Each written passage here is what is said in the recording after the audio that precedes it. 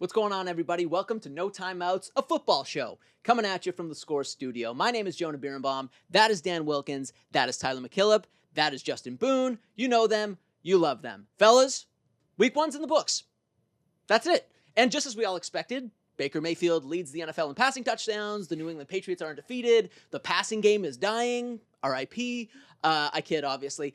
It's really tempting to overreact to things that we see in week one. It's the first meaningful game, the first meaningful data points, but let's try to separate the signal from the noise. So much to talk about, obviously, but let's start here. This panel spent the entire offseason pumping up the tires of the New York Jets. They go out on Monday Night Football in their season opener against a very, very tough 49ers team, and they get handled pretty easily. They lose 32-19, at one point giving up 23 unanswered points. Boone, I'll throw it to you. Is this a team shaking off the rust against a formidable opponent, or are you already panicking about the Jets? I don't even know if it's shaking off the rust. I mean, it is their first real game with Aaron Rodgers, but it's not so much shaking off the rust as they had to travel across the country and go up against the NFC champs, right? Like, that's a really, really tough matchup. Like you mentioned, it's going to get a lot easier here. I think the takeaways for me were that Aaron Rodgers looked okay.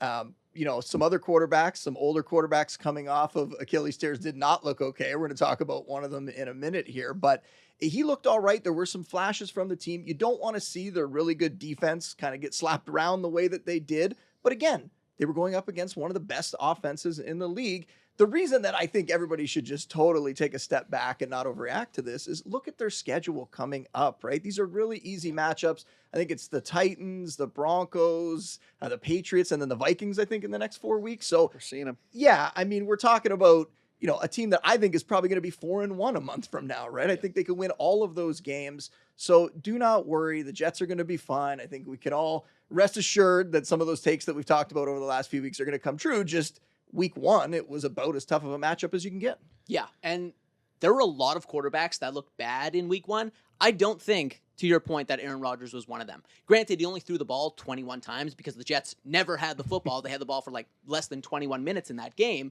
But he was looking pretty good slinging it. He obviously had chemistry with Garrett Wilson. Just generally speaking, it seemed like the arm strength had returned. Now, the mobility inside the pocket, I think that is a reason for concern coming off of that injury. You're not going to be expecting him to scramble too much at this point in his career, but, just that ability to extend plays to elude pressure in the pocket, I do think is something to keep an eye on. But generally speaking, I thought that he was actually throwing the ball pretty well. And if you look at what the Jets did on their dropbacks, they were actually 9th in the NFL in week one in expected points added. So I think there were a lot of encouraging signs in what was not a scheduled loss, but definitely a really, really tough season opener for a team with pretty lofty expectations. But let's move down to the AFC South, because one of the quarterbacks who had a banger of a day was Anthony Richardson. So, Banger of a day. you don't think so? God, no. It depends whether you're looking at it from a fantasy no. lens or a real life lens, right? Oh my God, that is crazy. 54-yard touchdown bomb, 60-yard touchdown bomb. He finishes with over 200 yards passing. He finishes with over 50 yards rushing and a rushing touchdown. Wilkins, I'll throw it to you. Obviously, there's a little bit of disagreement here on the panel, but are you buying the Anthony Richardson breakout? Yes. So that throw, that is one of the most ridiculous throws I've ever seen. I'm not going to call it the best throw ever because there's different ways to measure that, but that is the most preposterous throw I've ever seen in my life. I watched it 50 times since. I yelled when I watched it live. It was crazy. He's play action fake. He stumbles. He gathers himself. He's fading in the face of pressure, launches it downfield. You can see it on the screen here. Just an absolute moonshot that ends up on a dime to Alec Pierce for the touchdown. This is just crazy physical gifts from Anthony Richardson. And going back to what he was in the draft, he was a very polarizing prospect. A lot of people weren't super high on his accuracy. Tyler, I assume that you're maybe not super high on Anthony Richardson, but I think those of us who were higher on him were just really big on the physical gifts. And that's kind of what you see shine through here. Just arm talent like this unlocks a whole new bag of throws that is not there for other quarterbacks in the league. I think there are probably 2 guys on the planet that could do what he did right there. And you also have to factor in that at 6'4", 245 pounds, he's probably like a top 3 runner of the football at the quarterback position in the game right now. This is just a reminder of how high the ceiling is here. And again, to your point, there's probably some patience required before these like flashes become more consistent high level play. But again, there's just so much upside here, and I think if we give it a year or two, we could be looking at an MVP in the league. I think physical traits wise, I say this as a guy who's critical of Richardson in week one. Physical traits wise, this guy could be the best quarterback in the entire NFL. Like that throw is one that I think there's only maybe a couple of guys that could make that kind of play. My concern is this is a guy who injured himself in his hotel room before a game in college. Like this is a guy that struggled to stay on the field. Physical abilities wise, especially running the football, he's so imposing. Like this is a guy that could easily be the best rusher in the NFL at the quarterback position. My problem is I don't know if they're willing to push him to be able to run the football as much as they'd like to and what he's capable of doing because of that injury history. And then two, being able to throw the ball between 0 to 19 air yards is just brutal. Like in this particular game, there were probably 4 or 5. I'll be a little more conservative where I'm watching this game back and I'm like, well, that's a available receiver that you should be able to get the ball to. He had a better completion percentage on passes of 20 plus air yards than he did of 0 to 19. And if you're looking at opponents, the Texans last year were one of the worst teams in the league when it came to giving up big explosive downfield plays. They were one of the worst in completion percentage allowed at 20 plus air yards. So I think this is a sample size that you look at completion percentage wise wasn't good and a team that's kind of a perfect matchup for that explosive arm talent. But when it comes to be able to, diabolically get down the field and hit those intermediate areas of the field, I'm still not there with Richardson.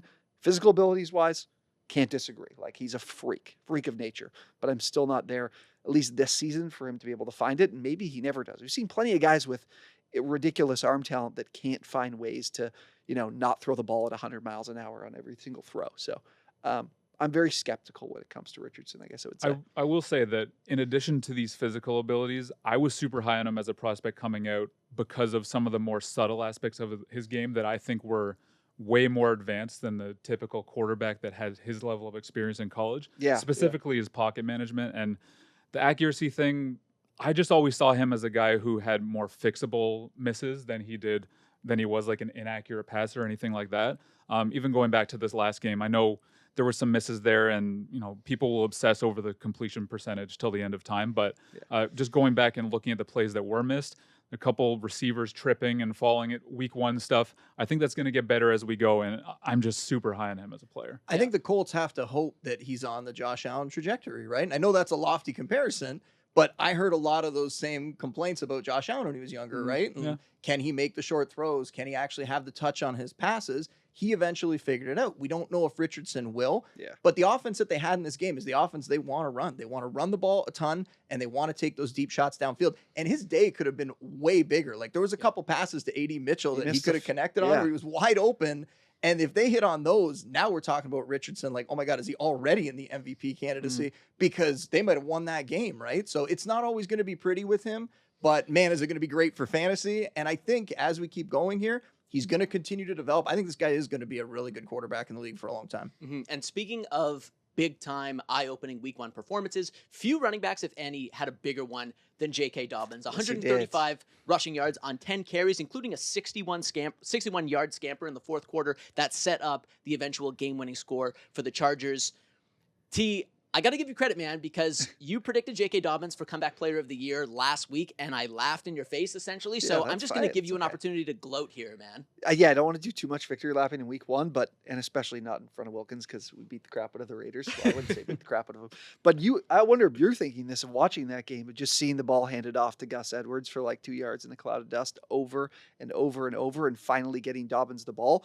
This guy... Again, I'm like somebody or the team in the back asked, what's the title going to be for this little spot? I'm like, this guy defies human kinetics. I mean, in high school, he broke his fibula. In college, he had a grade 3 high ankle sprain, which kills a lot of guys in their careers.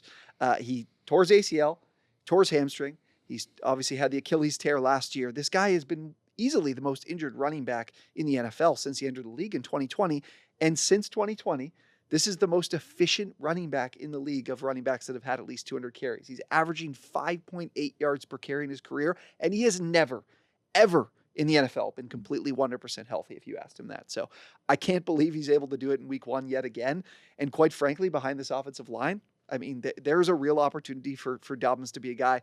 For me, drafted him every single league in my fantasy leagues. I'm very excited to see what he can do behind this offensive line that with Jim Harbaugh is just looking to impose their will on teams week in and week out, which isn't great for Justin Herbert's numbers because I think he had like 140 yards passing, but they got it done anyway. So I'm very excited about what Dobbins can do the rest of the year. I'm not sure. For a while there, I wasn't sure like which side of the coin you were arguing because a lot of the things you said, I think, could be used against him, right? 100%. Like the durability concerns that he's never been able to stay healthy. This is awesome that he came out and had this. Insane. He looked very explosive in the short range.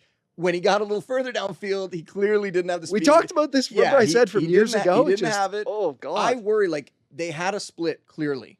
Are they ever going to give him 15 or 20 touches? Yeah. Because I think they must realize that he's probably going to break down if they do that.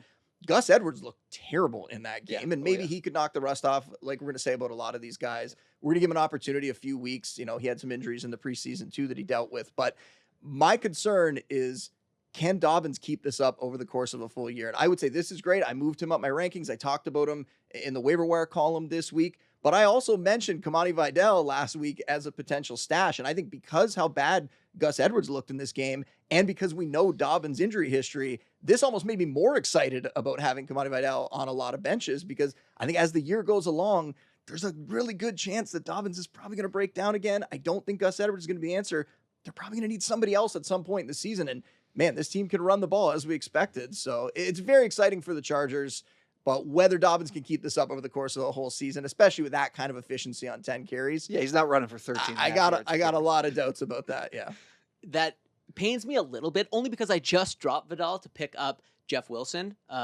So personally, that's a little bit not what you want to hear. But after that performance, it's it's a long season. It's a long season. Now, on the flip side of guys like Dobbins and Richardson, there were some pretty uninspiring Week 1 performances. Most of them coming from quarterbacks. Arguably, none more underwhelming than that of Bo Nix of the Denver Broncos. In his NFL debut, he throws a couple picks, throws for only 138 yards. He averages 3.3 yards per pass attempt.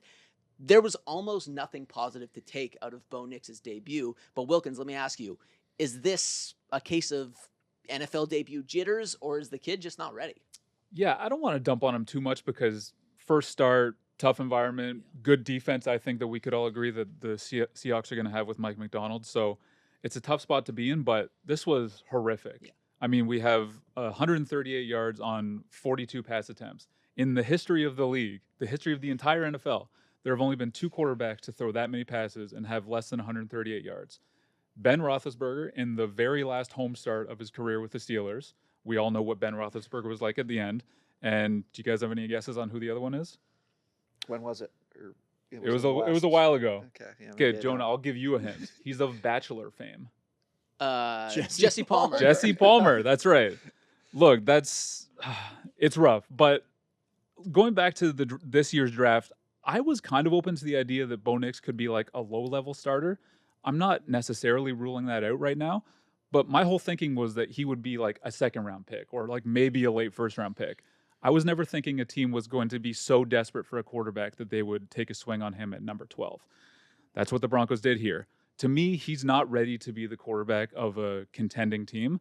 And the other factor here is he's already 24 years old. Unlike Anthony Richardson, he came into the league with a ton of experience. Does that mean that he's like already approaching his ceiling? I don't know for sure. We'll see how he responds in the coming weeks.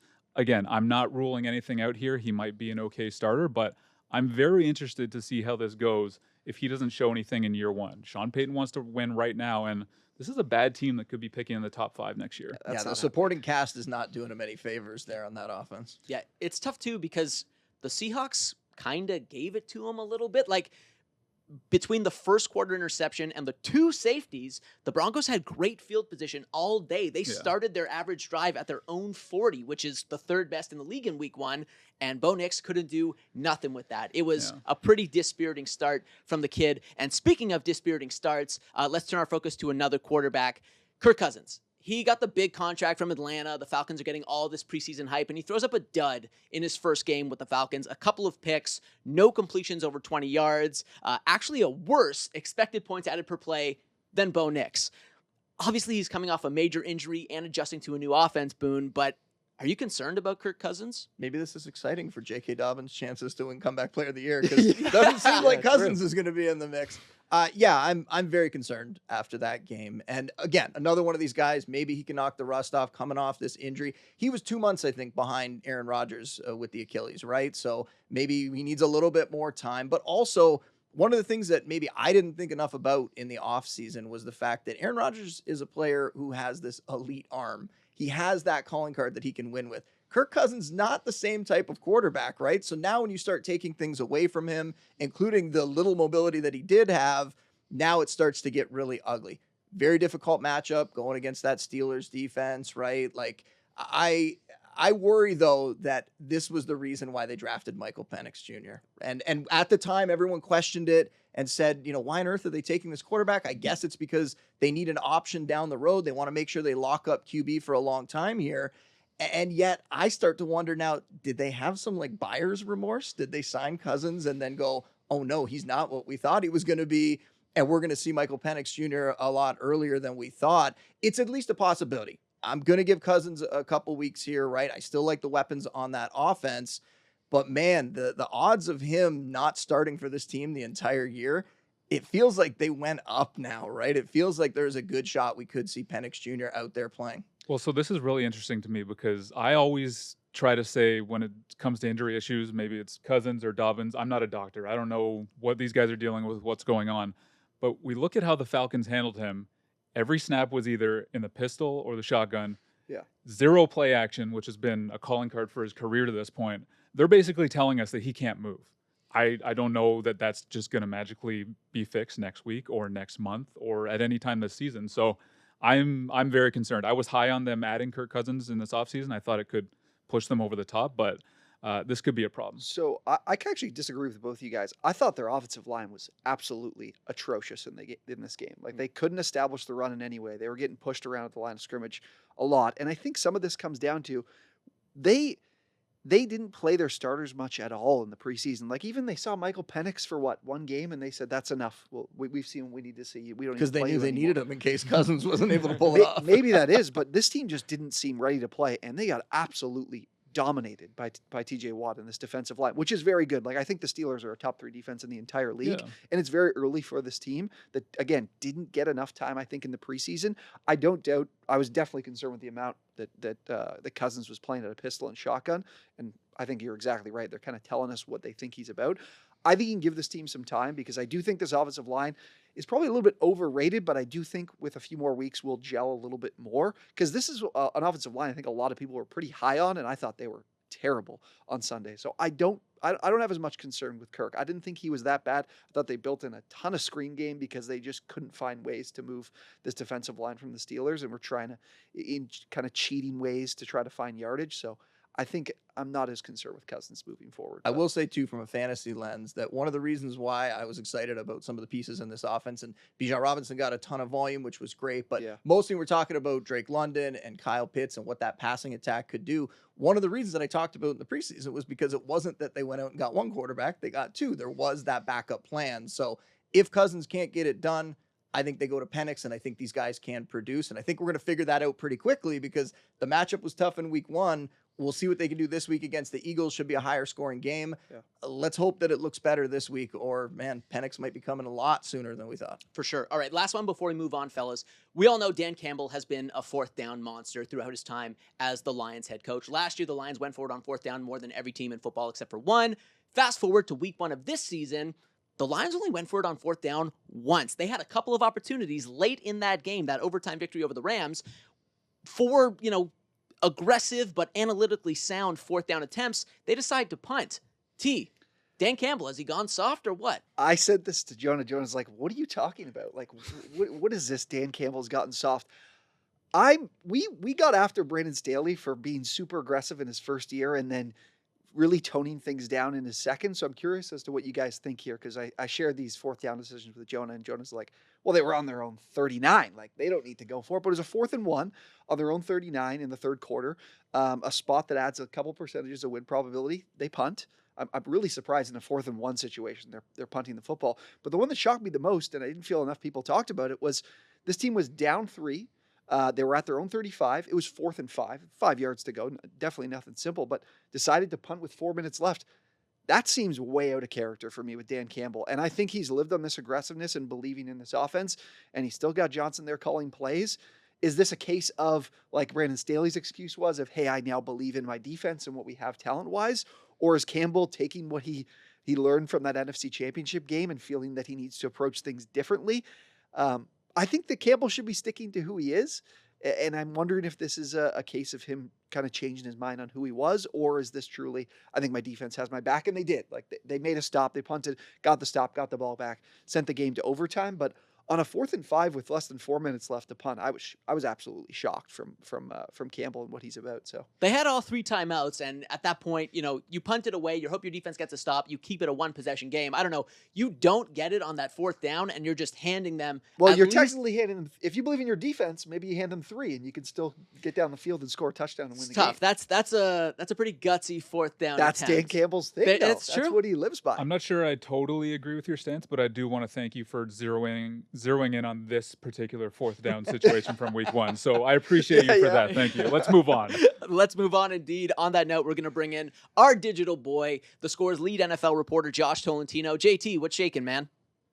Hey, JB, great to be with you guys, and great that football's back. Plenty to discuss, and happy to be here. So much to talk about. We've been busy breaking down what's been going down on the field. Josh, I want to pick your brain about something that happened above the field. Tom Brady made his much-anticipated booth debut on Sunday. He called that Cowboys-Browns game on Fox alongside Kevin Burkhardt, and it was, I think it's safe to say, an uneven debut. Josh, I know you wrote about this for The Score. What was your take on Brady's first go in the broadcast booth? Yeah, you can check out that story on the Scores app. And just continuing what you said, definitely a little uneasy as Tom Brady opened up. Many wondered how, after securing a $375 million broadcast deal, how would he look? And he was definitely nervous. And there were certainly some awkward moments throughout the broadcast. Kevin Burkhardt leading the way, the meme that became infamous with Tom Brady's failed fist attempt towards Fox Rules analyst Mike Pereira. But there were some good moments. He definitely approved in the second half. Most notably, he highlighted Micah Parsons' pre-snap alignment before Micah tipped a Deshaun Watson pass, resulting in an interception. But just spinning this forward, what does this mean? I checked in with some folks close to Brady. They said he's already reviewed the game film multiple times, similar to as he's done as a player. But just really moving forward, I mean, this is a Super Bowl champion times 7. Brady has seen so many things during his playing days, his post retirement, and his brief retirement. He's got so much insight to share, and that's really where he needs to open up. And the messaging has been presented to him, and he understands that. And really, the biggest one of them all, it's like these are like almost like, I know we're in the regular season, but these are like preseason training camp reps for him because all eyes will be on him and Burkhardt in the Super Bowl. Last year's Super Bowl record, 123 million viewers. So he's got a few months here to really polish it up before the whole world watches in February. Yeah, he wasn't elite when he took over for Drew Bledsoe, but by the time he got to the Super Bowl, he was ready to take care of business. Josh, looking back towards the field, one of the most notable kind of big picture takeaways from week 1 is that passing was down across the league. The percentage of passing plays was down. Passing touchdowns were way down relative to previous week 1s. What's the deal, Josh? Why is passing down? Yeah, and not just in week 1, but 188.3 passing yards was the average for all NFL teams this past season. That was the lowest mark since 2007. Only 2 300-yard passers with Tua and Matthew Stafford. And I think there's a mix of factors. Personally, I thought, before really diving into this topic, I thought it was just a mix of factors, including a lack of preseason reps. You look at the 3 rookies, Caleb Williams, Jaden Daniels, Bo Nix, they struggled like what you guys mentioned at the top of the show, 0 touchdowns between those 3 guys, 4 interceptions. You've got veterans coming off injuries, Kirk Cousins, Aaron Rodgers, they didn't look like their complete selves. And then even other high-paid veterans like Daniel Jones, he struggled. Deshaun Watson, who continues to deal with off-field issues, another sexual assault allegation coming in to surface this week. He struggled against the Cowboys, but definitely a mix of factors. But in speaking with folks across the league, specifically with an analytics staffer for one team, he said that their offensive game planners, they actually predicted this and that more teams were going to tend to run the ball very early in the season, especially because this is the time of the year where you don't have as much information compared to later in the year in terms of what coverages teams are running. So I also think coaches are discovering that a healthy dose of multi-tight end personnel results in positive gains. I think we're seeing that percentage increase. But as the analytics staffer told me, trends are in the NFL, they come and go. So we'll see how long this continues. But for now, definitely the run game is trending upwards, as we've seen here in week 1. Well, one place they're going to be running the ball a lot in the coming weeks is Green Bay, because they're already dealing with a major quarterback problem out there in that Jordan Love, he sprained his MCL in his left knee in the dying seconds of that season-opening loss to the Eagles in Brazil. How big of a blow how big of a blow is that for the Packers, Josh, and where do they go from here at the quarterback position? Yeah, many of us, including us on this show, we've tabbed Green Bay as a contender in the NFC, not just in the NFC North, but potentially to reach the Super Bowl. So for their franchise quarterback just coming off his large deal, the panic meter should definitely be rising in Green Bay. And you look at the specifics of Jordan Love's injury. You mentioned a sprained MCL. Former Packers running back Aaron Jones, he actually had the same injury last season. Missed 3 games. Based on folks that I've spoken to up in Green Bay, they're hoping that a similar timeline here for Jordan Love. I've seen 3 to 6 weeks out there, but I think the most telling part of this entire ordeal is that the Packers did not place Jordan Love on IR, which would have required him to be out for 4 weeks. So looking forward to what the next 3 to 4 weeks can look like. Guys, again, the panic meter should rise, because they're turning to Malik Willis, who they just acquired from the Titans in late August. So you wonder how much up to speed he is. Really, I think it's time for Matt LaFleur to cook.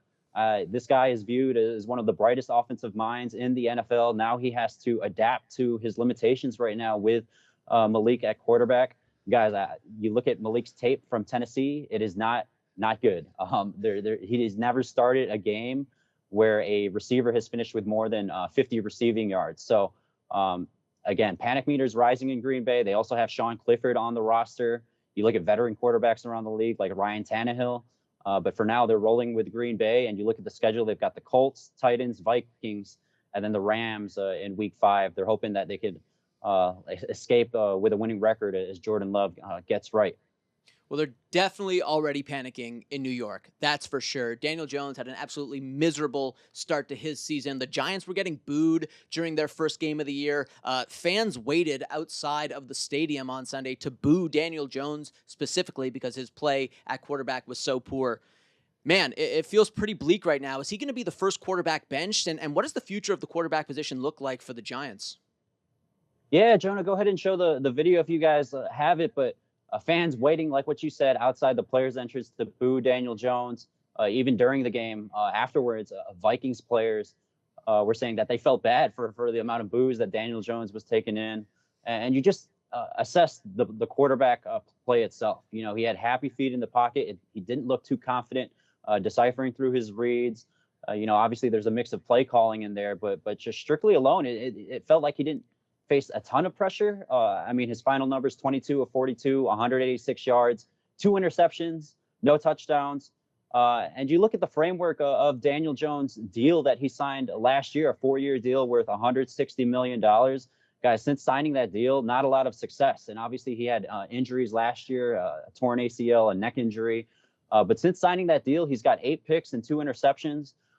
This team, simply put, is starving for better quarterback play. They drafted a guy like Malik Neighbors to help shore up some of these issues. But in closing, I spoke with a NFC East, so one of the rival executives, and he predicted that a change could be coming at quarterback this year for New York, especially if the Giants don't take care of business this weekend against the Commanders. I know it's very early, but again, this is a market that is striving for quality quarterback play. They want to compete in that division. And, entering this weekend, the Giants definitely have some matchups that they like against the Commanders, particularly against the defensive line with Kayvon Thibodeau, Brian Burns, against that subpar O-line in Washington. But offensively, they need to see some more from Daniel Jones, or things could be changing. Things could be changing pretty quick there. Brian Dable commits to Daniel Jones, but again, some expecting some changes if things don't turn in the right direction for these Giants. Yeah, it gets late early in the NFL. Josh, thanks so much as always, buddy, for your insight. We'll let you go for now, and we'll look forward to catching up next week. Hey guys, always a pleasure. Enjoy the football here in week 2. Thanks, buddy. I don't know that there's a stat that better encapsulates what Daniel Jones is than this. Since signing his mega deal, he's thrown more touchdowns to the opposing team than to his own team. More pick sixes than touchdowns. And let's follow on that thread of abysmal quarterback play. Fun little exercise for you. It's week 2. You're down by 6 points with 2 minutes left in the fourth. Which of the 32 quarterbacks to start in week 1 would you least want running your 2-minute drill? Wilkins, you're up first. Well, if I can factor in what I'm paying him, it would be Deshaun Watson. Sure. If I can't factor that in, it would probably still be Deshaun Watson. Look, for some reason this offseason, we all had to entertain the idea that, one more offseason, this could finally be the time that Deshaun Watson gets his game back. After what we saw this weekend, for what we've seen his entire time with the Browns, I'm pretty convinced it's never coming back. It's been 4 years since he played at a high level in his last year with the Texans. 4 years. The arm talent looks nothing like it did back then, and the same can be said for both the accuracy and the pocket presence. This offense was significantly better last year when Joe Flacco came off the couch. This has been a disaster for the Browns, everything they traded for him, when they traded for him, and giving him that unprecedented fully guaranteed contract. He's got two $46 million salaries fully guaranteed left after this year. You factor in the prorated salaries. If they were to cut him in the offseason, they're looking at over $172 million in dead money to move on from Deshaun Watson, which is to say it's probably not happening. All the financial implications mean that the Browns have kind of left themselves no choice but to just keep trotting him out there and hoping for a miracle, and they're probably not going to get one. It's tough to watch. So he's got a real case as the worst starter in the league right now. And this is the worst contract in NFL history, right? Maybe sports history. Yeah. I mean, I can't imagine, or I can't think off the top of my head of a worse pair of personnel decisions than trading everything they did for him and giving him this contract than what they did. You pair it with how good that defense is. It's just like the worst. They just possible wasted situation. this window, and yeah, it's bad. Yikes.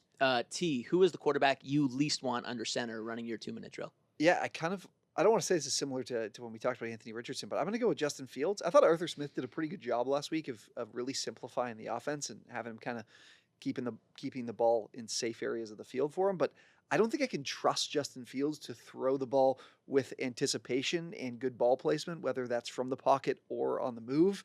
And obviously he has those legs to work with to be able to escape the pocket and make some plays on the run. But I really don't think that if I get in clear drop back situations that I can honestly trust Fields to get the ball down the field efficiently. Man, though, George Pickens can bail that guy out. He can basically bail out anybody. He is a freak of nature when it comes to making plays for any quarterback. But Fields is a guy I don't feel like I could trust in that type of situation. I feel like he's still got a ways to go as a passer, but I think the case for Fields is kind of the similar case we made when talking about who should start between Fields and Russ, is that, if he may not be there as a passer, at least he gives you something as a runner. And I think we saw that at times this week where I'm personally wondering why they would ever go back to Russell Wilson, because we know he doesn't give them anything. So at least there's this upside with Justin Fields, and it was intriguing at least. Yeah, I think the concern is just the amount of field goals that team kicked. I mean, they didn't get to the red zone until the fourth quarter, but I also feel like this team doesn't feel like they can trust him to put balls in the end zone when you're inside the 20. They really leaned on the run quite a bit. So even with Richardson, I meant to bring this up. They ran the ball a bunch when they got inside the 20. Didn't trust him to throw it either. I feel like with Fields, it's a similar situation. So, yeah. Speaking of untrustworthy QBs, Boone, who's your guy? I don't know. When I'm thinking of these guys, okay, Deshaun Watson, at least he has the muscle memory in there that he's done it before at the NFL level, right? Still? No, it's in there There's somewhere. a statute of You limitations. hope on that that. he could maybe. With Fields, at least, if it's 30 seconds left and he has to throw, but if it's 2 minutes, he can use the legs a little bit. I'm going with Bryce Young. He just hasn't looked comfortable since he got to the pros. We had some hope this year that Dave Canales showing up and some of the new weapons that they would come out and look a little bit better, and maybe over time they'll gel, as we keep saying with all these guys early in the season. Not a lot of guys playing in the preseason, all that sort of stuff. But man, that performance in week 1 looked a lot like last year and looked a lot like a guy that just looks small out there, doesn't look comfortable, doesn't look like he has ways to win where, Fields knows he can at least lean on the rushing ability. Like, these guys have to figure it out along the way. Richardson figuring it out along the way.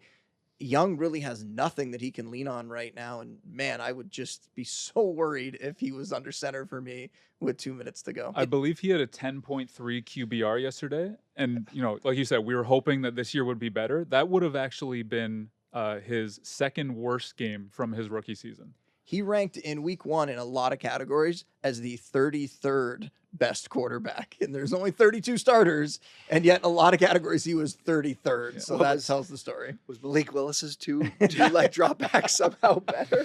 Carolina's average drive on Sunday lasted less than 2 minutes. That's all you need to know. That was by far the shortest in the NFL. Great stuff, guys. Yikes. Wouldn't want any of those guys with the ball in their hands, with the game on the line. All right, really quickly before we go home, looking ahead to week 2, of the teams that lost in week 1, who do you feel best about bouncing back this coming week and beyond? And Boone, I'll let you go first this time. I'm going back to the guy who's kind of the highlight of the show, Anthony Richardson and the Colts, man. This team won 9 games last year with Gardner Minshew. They played a legit Super Bowl contender in the Texans in week 1 and had a really good shot to potentially win that game. Now the schedule gets a lot easier for them, kind of like how I talked about the Jets. The schedule is going to get so much easier over the next 5 weeks or so for the Colts. So they're going to get it back on track pretty quickly. Some injuries on the defense. I'm a little bit concerned about that. They might have to win some high-scoring games, but I think they could put up a lot of points like they did this week. T, who you got? Dan loved this team in the preseason, the Rams. I was super impressed with how they played, considering the injuries. Like, they got Arizona this week. That's a team that I don't think will be able to take advantage of. I think they have 4 of their 5 starters in the offensive line hold the injury designations this week. But the Cardinals aren't a team that are going to take advantage of that, so I think that's good. And I was also super impressed. I remember making a video about this in the summer as some players that I think are a little bit over the hill, and Cooper Kupp was one of those guys for me, and he's certainly proved me wrong with 14 catches last week without Puka Nacua. So this team is nowhere near 100%, and their offense looks still pretty solid to me. Especially, I thought Kyron ran it relatively well considering how good the Lions' run defense is, and again without that offensive line. And then the big question for me was always, how is this defense going to survive without Aaron Donald? And Jared Verse was fantastic on Sunday night. He had 6 pressures in that game. He had an over 20% pass rush win rate when he doesn't have an Aaron Donald with him to be able to take the attention away from opposing defenses. So against the Detroit Lions offensive line, it's probably the best in the league. That's super impressive. Braden Fisk was decent in the middle for this defense too. So I feel good about the Rams moving forward when I was skeptical going into the season, and do think this week they got a good opponent to potentially get things back on track too. Wilkie, who do you like to bounce back in week 2? Well, I feel a little bad taking a bit of an easy answer here, but I feel like we have to talk about the Ravens a little bit because we touched on some of their concerns in our preseason shows, and those were warranted, but the offensive line, that's going to continue to be a thing to monitor. But I think what we saw last Thursday was some of those things just matter less when you have a quarterback like Lamar Jackson. He was under pressure all game, and yet they still had a chance to knock off the champs at the end there. To me, the offense or the defense looked even better than I expected in the first game after Mike McDonald. I know they had some issues with Rashee Rice in the middle of the field, but we're playing the Chiefs offense here. I think they're going to kind of take off here, and they've got the Raiders at home this week. So that's about as easy as a get-right game as you can get. I expect them to get going and probably meet up with the Chiefs again in January. There's no Joe Alt on that, to put Max Crosby in the defender. You got a better chance on defensively. Yeah, I don't know about that. I think this is going to be an ugly one. So the Ravens are great to me, and I think they're going to have a great year. And if Isaiah Likely's feet are one size smaller, they score that touchdown, they maybe win that game because Harbaugh was ready to go for 2. Yeah. Potentially they win that game. They beat the Chiefs on the road in week 1, and the narrative around the team is very, very different. Very easy common thread between these 3 teams that we picked too, right? They all played really Super Bowl contenders in week 1. They were good teams. They're going to continue to be good teams. And I think a lot of people should keep that in mind after week 1, whether it was good matchups or bad matchups. That's one of the main things you don't want to overreact to, right? If you had a really great matchup, things can change very quickly if you're playing the Raiders the next week. I always think about the Vikings, right? The Vikings went against the Giants in week 1. Now they get the 49ers defense in week 2. Things are going to look a lot different for Sam Darnold in that game. Yeah. might not be as fun of a time as he had against the Giants. Great stuff, fellas. And that'll about do it for us here today on No Timeouts. Once again, that's Justin Boone. That's Tyler MacKillop. That's Dan Wilkins. My name is Jonah Birnbaum. We'll see you next time.